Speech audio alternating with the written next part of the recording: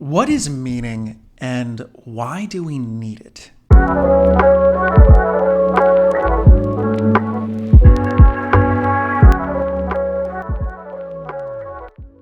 This is a question that was put to me about a year ago by someone that I met at a party. I went up and introduced myself, and we got very quickly into philosophical conversation.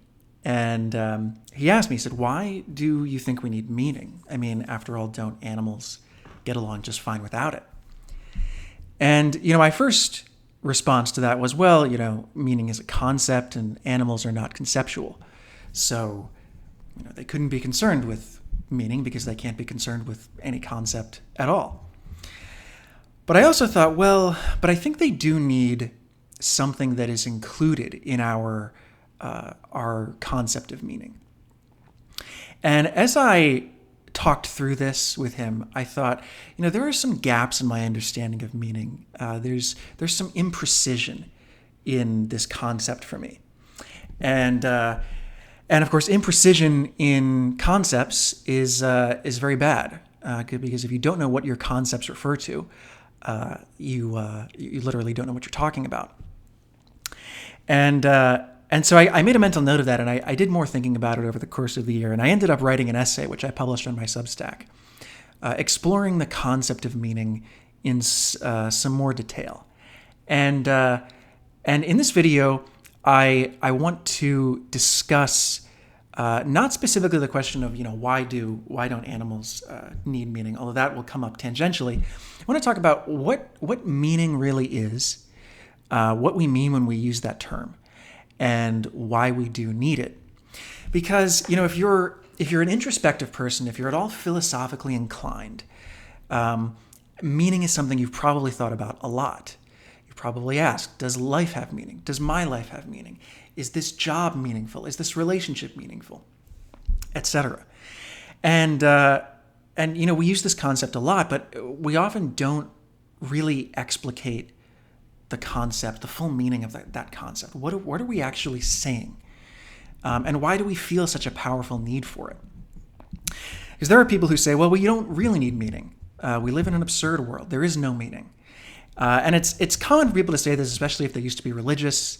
When I was a devout Catholic, I thought, the only thing that can provide meaning is a supreme consciousness that creates life.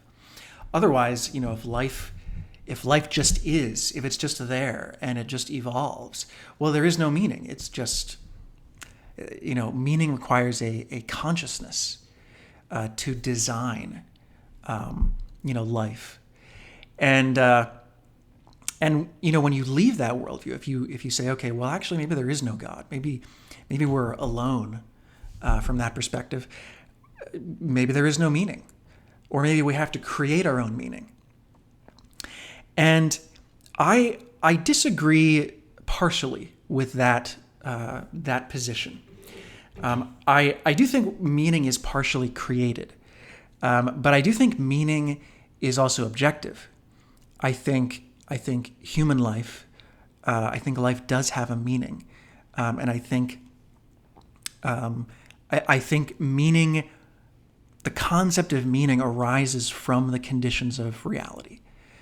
It's not something created out of whole cloth. And so I want to talk about that in this video. And before I get into exactly what we mean by meaning, I think it will be helpful to talk about what facts of reality produce meaning, what facts of reality result in this concept. And I think there are three things we need to talk about. One of them is value, the other is life, and the other is reason. And I think these three things together produce meaning, produce the concept and our need for it. So let's talk about value. What is it? What is a value? I think in the broadest sense, a value is anything that we desire, anything that we want.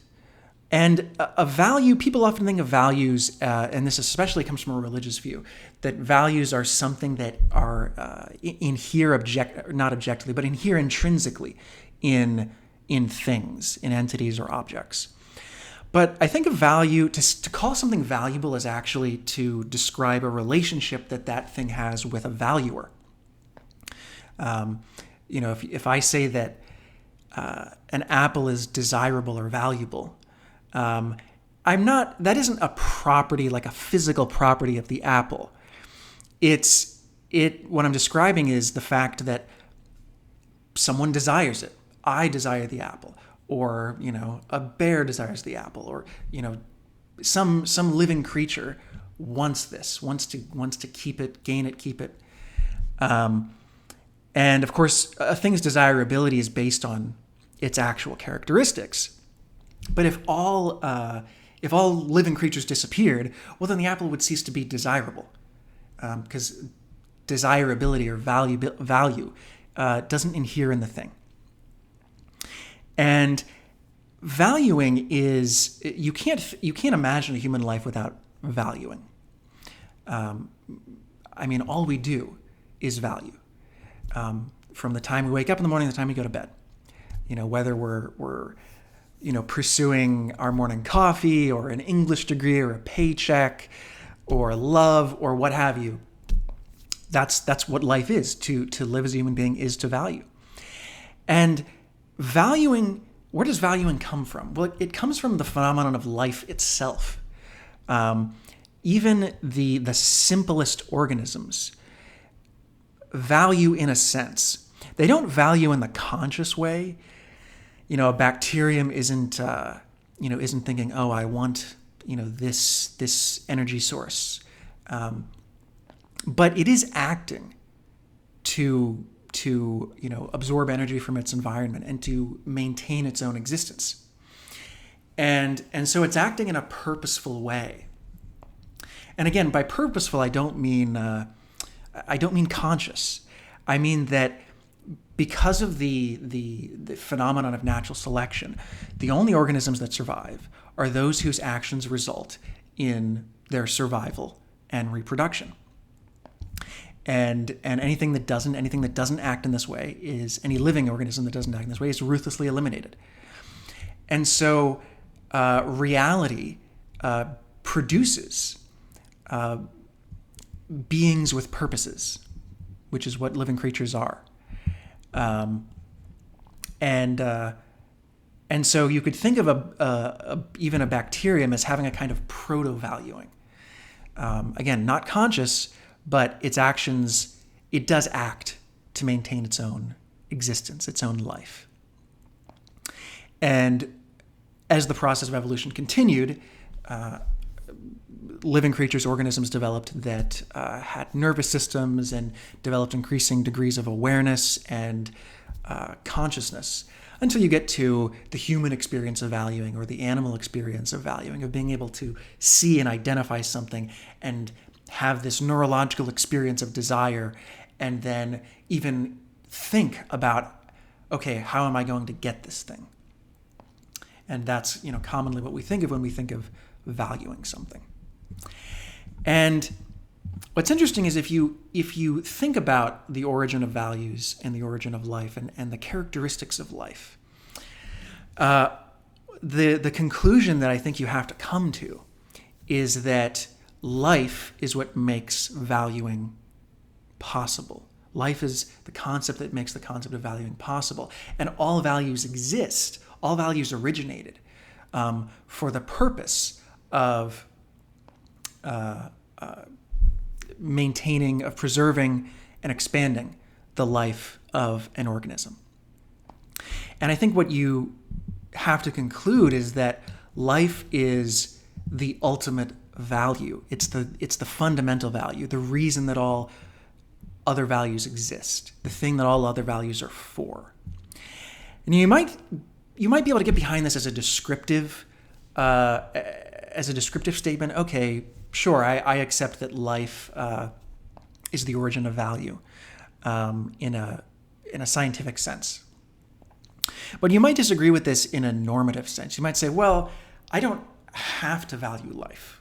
I can choose to have another standard of value, another fundamental or ultimate value, and develop a different morality based on this. And it's true that you can. When I was a Catholic, my standard of value was God's will, union with God. That was what all of my actions, I believed, were aimed towards. And that was the way that I judged all of my actions morally. But if you don't accept that, if you're an atheist, and I believe that is the rational conclusion to come to, then I think you have to say that I think you have to accept life as the standard of value normatively. And I don't want to get into a detailed argument for that in this video, because that's a different conversation. But I do think if you examine life and value objectively, I do think that's the conclusion you'd have to come to. And part of the reason I think that is that, like I said earlier, life is what is the only thing that makes value possible. Ayn Rand very famously made this point, and I believe she's unique in making this point. She has a thought experiment that she goes into, which is, imagine a robot that was totally indestructible. And for our purpose, we can just imagine any life form that cannot be changed or affected or damaged in any way by anything that it does or anything that happens to it. Could that being pursue values? Well, it wouldn't really have any reason to. There would be no stakes for it. Imagine if all life forms were like this. They couldn't be harmed or changed or affected by anything. Well, there wouldn't really be any reason for them to do anything. You could impose a standard on them, but it would be arbitrary. There would be no stakes involved. And so I really think without the concept of life and the fact that there's always an alternative, there's always an alternative between life and death, I think that's the only thing that makes values possible. And I think it's the only way you can derive an objective system of value or system of moral value. And so those are two things, life and value. And I before I get into exactly how those lead into meaning, I also want to mention the third thing, which is reason. So how does reason come into play? Well, reason is the way that we as human beings know anything. And again, it's not that we are perfectly rational. We obviously don't always make rational decisions or rational calculations. We make mistakes all the time. But our minds fundamentally work on the axioms of rationality, these certain metaphysical axioms like the principle of non-contradiction, the existence of mind-independent reality, causality. And we attempt this non-contradictory identification and integration of reality at all times. Anytime we're trying to understand anything or make decisions, this is what we're doing. We're attempting to do. And we don't brook contradictions. We really don't. We can ignore contradictions. We can suppress them. We can pretend they don't exist. But we fundamentally don't accept them. And if we suspect that there's a contradiction in our thought process, then consciously or subconsciously, we notice that and we feel that. And we know that something's wrong. So we have our three facts of reality, I think, that ultimately give rise to meaning. Life, value, and reason. So if you look at a dictionary definition, this is from, I think, Merriam-Webster, there are two definitions that I pulled here. One is to design for or destine to a specified purpose or future. And the other is to serve or intend to convey, show, or indicate. And in each case, what we're getting at here is that something has meaning when it points to or leads to or is for something. And so when we're asking what is the meaning of life, we're asking is what is the point? What is the end goal? What is the thing that solves this infinite regress of action or this infinite regress of valuing that doesn't point beyond itself? That is, in other words, it is an end in itself. So why do we feel the need for this psychologically or epistemologically? Well, it's because we're rational. And we know, again, consciously or subconsciously, that we can only pursue the only thing that can give our actions coherence and unity is a singular fundamental value that they're all tending towards, that they all move us towards. Because if we have multiple fundamental values, then at some point our actions are going to come into conflict. You can't go to New York and Los Angeles at the same time. You have to have one fundamental organizing principle in order to prevent contradiction, in order to integrate everything into a coherent, unified whole. And again, I think we know this consciously or subconsciously. And if we don't have this, if we don't have this standard, then we're in danger of pursuing contradictory, mutually exclusive values. And so I think that's why we feel the need for this on a psychological or epistemological level. And, again, to get back to the point of fundamental value, we discussed this a little bit earlier. I think the only fundamental value you can have rationally if you're an atheist is life. And when I say life, I want to clarify that I don't just mean survival, because survival and life are not identical concepts. They don't mean exactly the same thing. To survive is just to not die. It doesn't say anything about the degree of life that you have or the quality of life that you have. Whereas I think if you're pursuing life, you're not just pursuing survival. You're pursuing the fullness of your being to the degree that you're able. You're pursuing the fullness of your functioning.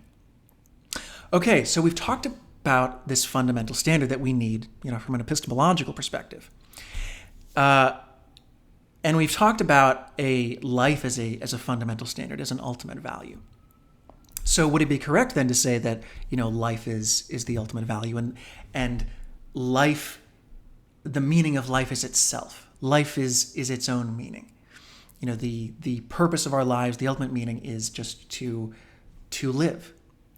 And I think this is true, but I also think that it's not quite the answer we're looking for, because life is an enormous abstraction that covers every instance of life. Everything from a bacterium to a salamander to a dog to a human.